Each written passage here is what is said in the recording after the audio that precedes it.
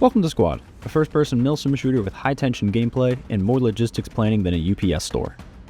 I'm making this video because I watched a lot of videos on how to play Squad. These videos are great for teaching me what certain keys do, the responsibilities of each squad role, how the communication system works, and how important the shovel is. I don't want you to think that these are not invaluable tools for getting into the game.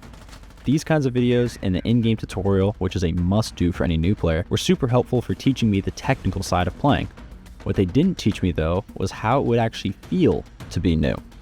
This is my experience as a beginner in Squad in 2025. For the sake of this video, it is important for me to mention that I truly am a new player to Squad.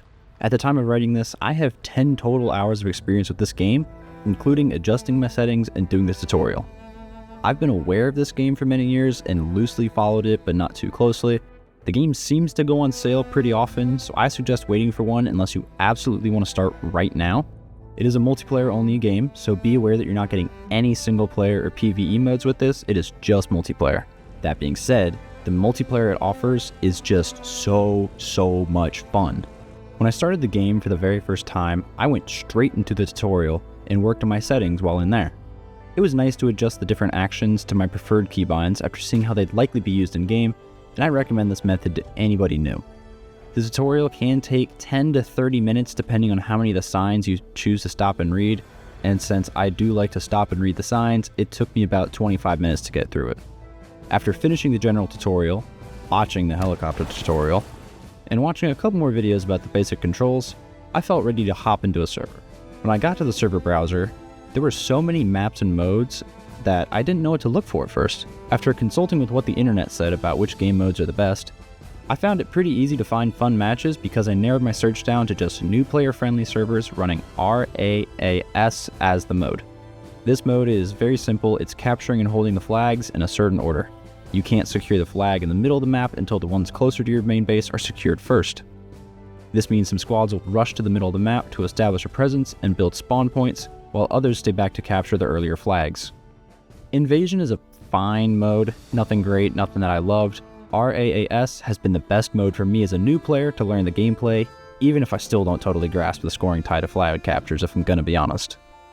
Once I got into a server and got past all the rules, I clicked one of the big green buttons on my screen to join one of the squads, and then I picked my role within that squad.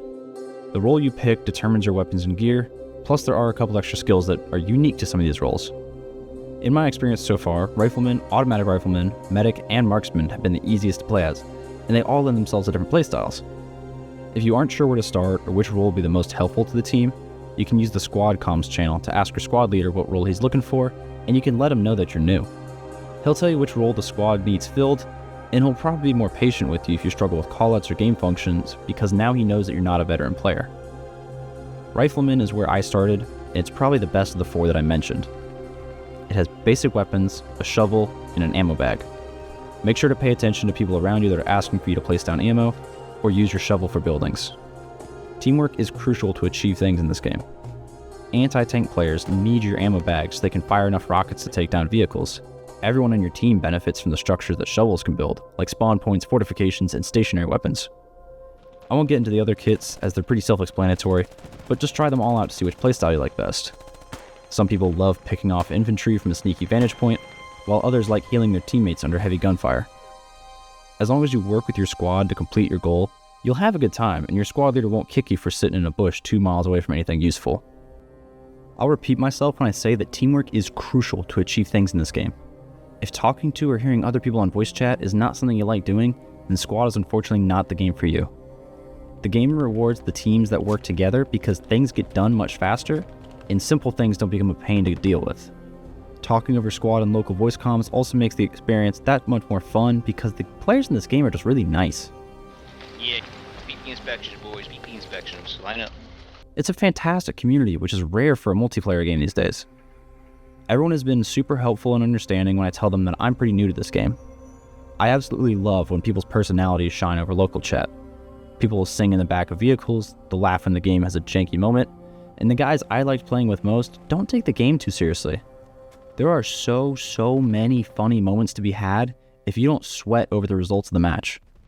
It's important to note though, that the only people I genuinely don't want to hear on comms are squad leaders that just blame each other and start whining when the scoreboard isn't in our favor.